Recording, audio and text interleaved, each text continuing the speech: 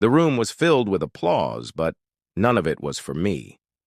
I stood quietly near the back, arms crossed, watching as my younger brother Evan shook hands with the board members and accepted the title of CEO. The announcement felt like a punch to the chest I never saw coming. Evan smiled, eyes shining, dressed in a tailored suit I had probably paid for 3 years ago when he had nothing.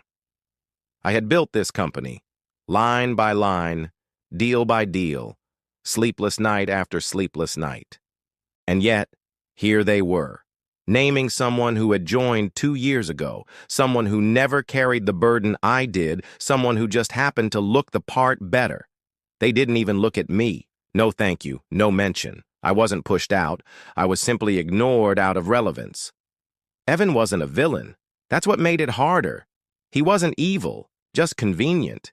He fit the mold better, spoke with ease in meetings, knew how to flatter investors. But he didn't build the first servers in his apartment. He didn't max out his credit cards to pay employees when we couldn't make payroll. He didn't take the fall for a failed beta launch or convince our first 5 clients to stay after a system crash. That was me. I was the spine. But over time, they grew tired of the builder and started craving the brand. Evan was shiny. I was the shadow behind the success. I walked out without saying goodbye. No angry speech, no confrontation. I left my badge, keys, and login credentials on my desk and disappeared. Not out of vengeance, out of exhaustion. I was done giving more than I got. I spent the next few days in silence. No calls, no emails. Just sitting in my apartment, replaying every moment that led to this one. Then something shifted. I didn't want revenge. I wanted release. And the best kind of exit wasn't loud. It was invisible. Over the next few weeks, I disconnected myself from the architecture I had once created. I didn't destroy anything. I just deleted my fingerprint. There were parts of the system that only I understood. Patches, shortcuts, scripts I had created during crunch time. I knew what was fragile and what was fake. I quietly removed my personal repositories, deleted hidden back-end monitoring tools, and took with me the knowledge that could have kept everything seamless. The front end would still function, but the soul of the engine was gone. Nobody noticed. Not at first. Meanwhile, Evan was thriving in the spotlight. Press photos, social media buzz. Young visionary CEO leads startup into new era.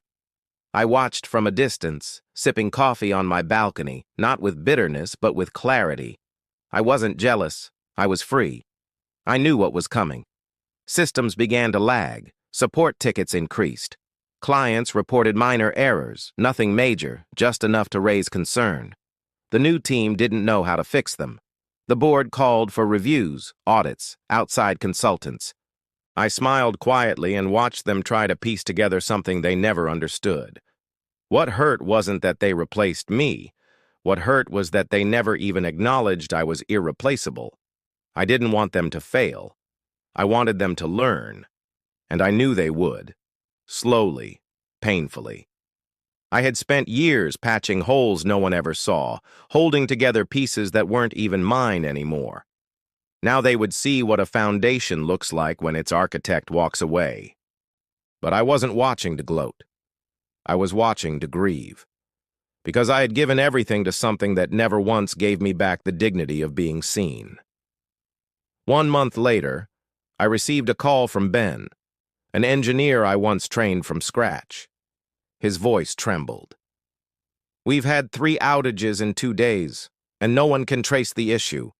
The systems are unraveling." I listened in silence and responded softly. "I'm no longer with the company." He paused, confused. "We didn't know. Nobody told us." That, more than anything, revealed how invisible I had become. No announcement, no handover.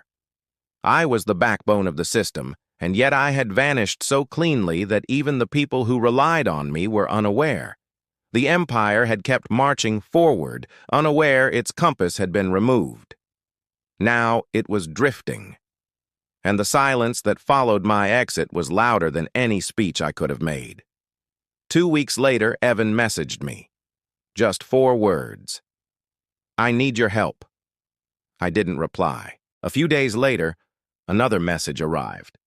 "I thought I could carry it. I thought I understood what you did. I didn't."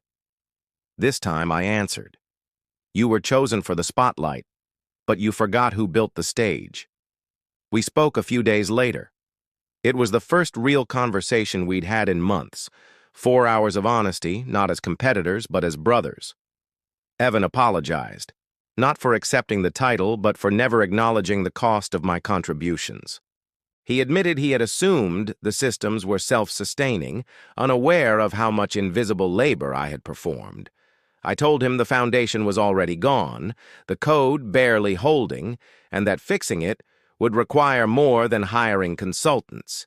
It would require rebuilding trust from the ground up.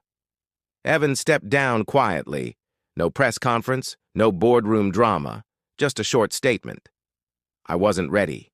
Investors panicked. Analysts speculated. But for the first time, Evan made a decision that wasn't about perception. It was about truth. He didn't try to hold the title or protect his image. He let go. And with that decision, something shifted in me too. I didn't feel anger. I felt release. I hadn't just left the company. I had stepped into clarity. I was no longer the silent architect behind someone else's empire. I was free to build again, on my own terms, with my own rules. While their world cracked and tried to repair itself, I quietly started something new. Not a company, a project, a clean slate. I called it Nestline. There were no investors, no launch parties, no clickbait headlines, just code, calm, and clarity. I built slowly, carefully. I didn't market it. I didn't chase attention. I let the product speak. People came, not in droves, but steadily. Creators, freelancers, and small business owners who were tired of being data points for platforms they couldn't trust. Nestline was different. It respected privacy. It honored creativity, and it worked. Not because it was the most advanced, but because it was honest. And that made all the difference. Months passed. One afternoon, I found a handwritten letter in the mail. It was from Evan. He had moved to Colorado. He was teaching part-time at a community college and working on product design again, his original passion before all the noise. "You were right," the letter said. "Being seen is not the same as being fulfilled. Thank you for showing me that." I folded the letter and placed it next to the prototype of Nestline on my shelf. It wasn't closure. It was connection.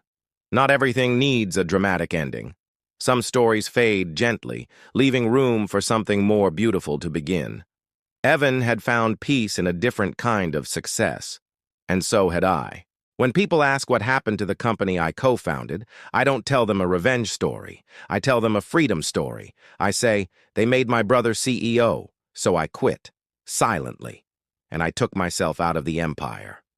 I didn't break anything. I didn't sabotage the legacy. I just stepped away and took with me the one thing they never realized they depended on, me. Because real power doesn't scream. It moves in silence. And when it chooses to speak again, it does so with intention, not ego. The lesson isn't about who got the title, it's about who found the truth. And sometimes, walking away is the most powerful move you'll ever make.